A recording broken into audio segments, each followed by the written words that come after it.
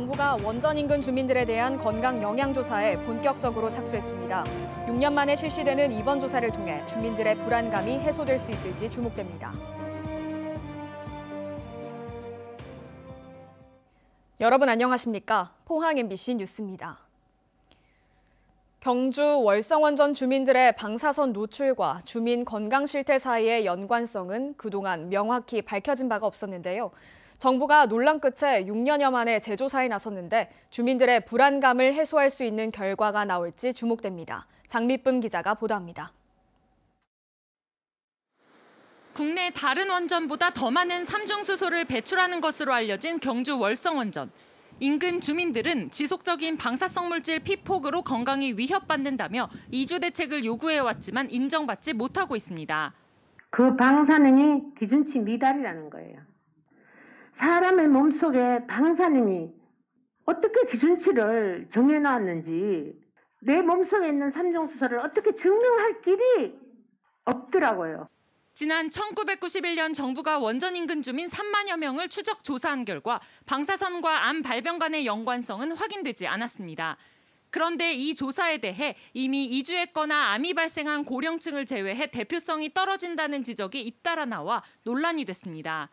방사능에 민감한 18세 미만이 다 빠져 있었고 이미 암 발생이 진행된 사람도 있을 수 있는데 그 사람들도 빼버리니까 결국 모집단이 편향된 걸로 의심이 간다. 결국 2015년 원자력안전위원회가 후속 연구를 실시했는데 이전 조사와는 달리 젊은 연령층일수록 방사선 관련암이 유의하게 증가한 것으로 나타나 재조사 목소리가 커졌습니다. 이후 무려 6년여 만에 환경부가 원전 인근 주민 건강에 대한 정부 차원의 재조사를 결정하고 최근 입찰 용역을 냈습니다.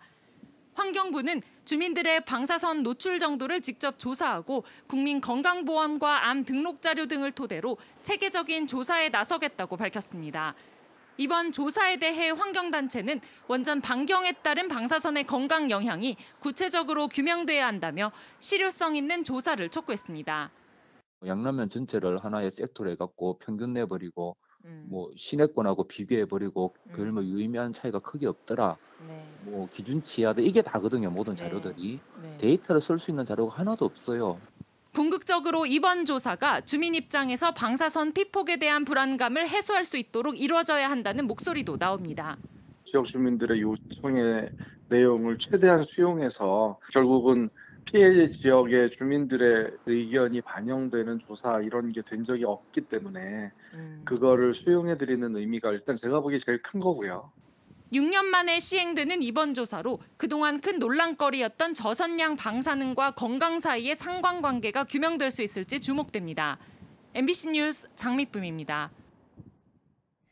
오늘 코로나19 신규 확진자가 포항에서 0명, 경주에서 1명 발생했습니다. 포항에서는 코로나19 신규 확진자가 3일 연속 발생하지 않았습니다. 경주에서는 오늘 외국인 1명이 양성 판정을 받았고 방역당국은 확진 경로를 파악하고 있습니다.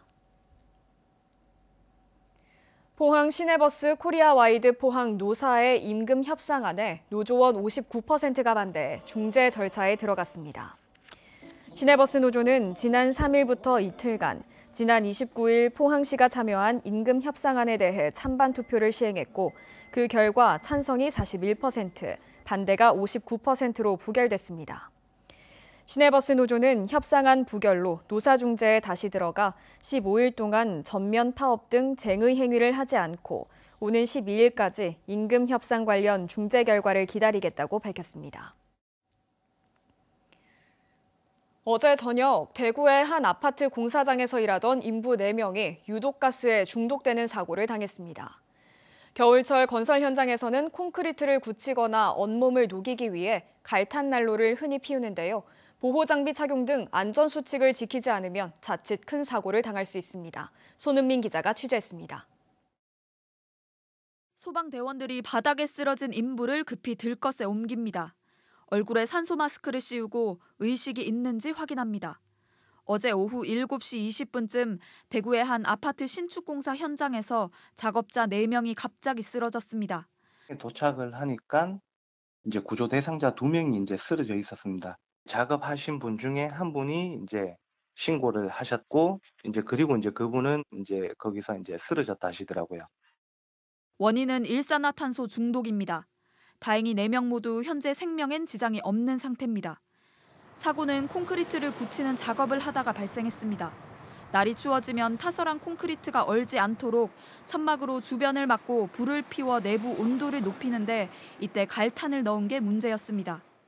갈탄이 탈 때 나오는 일산화탄소가 밀폐된 공간에 가득 찬 겁니다.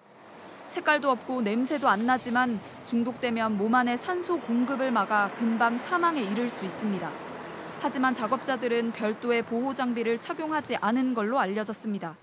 갈탄 잘 타는지 갈탄이 다 탔으면 갈탄을 다시 채워 넣기에 이렇게 들어가요. 들어가는 시간은 적은데 적다 보니까 방심을 하게 되는 거죠. 근로자가 아무런 안전 조치 없이 들어가게 되면 일산화탄소 중독으로 질식사고 위험이 발생합니다. 안전 전문가들은 갈탄을 사용할 경우 작업 공간에 질식 위험 경고 표지를 부착하고 가스 농도를 확인한 뒤 보호 장비를 착용하고 출입하는 등 안전 수칙을 철저히 지켜야 한다고 강조했습니다. MBC 뉴스 손은민입니다. 경주시와 경주문화원은 2021 경주 문화제 야행 행사를 오늘부터 사흘간 월정교와 교촌 일대에서 개최합니다. 코로나 극복과 일상 회복을 주제로 다룬 개막극 처용이 공연됐고 천체 만환경으로 별을 보는 신라의 하늘을 보다와 경주 교촌 스토리 답사 등의 행사도 펼쳐집니다. 이 밖에도 최부자댁과 마을길에서 펼치는 교촌 골목 버스킹, 100년 전의 경주 사진전, 교촌 공예장터 등의 행사도 열립니다. 2021 포항음악제 기억의 시작이 오늘부터 일주일 동안 포항문화예술회관과 포항시청 대자몰에서 열립니다. 오늘 개막 공연에서는 이번 음악제의 예술감독, 첼리스트 박유신이 니콜라이 카푸스틴의 첼로 협주곡을 연주했고 11일 폐막 공연까지 날마다 모차르트와 브람스, 라흐마니노프, 피아졸라의 음악을 감상할 수 있습니다.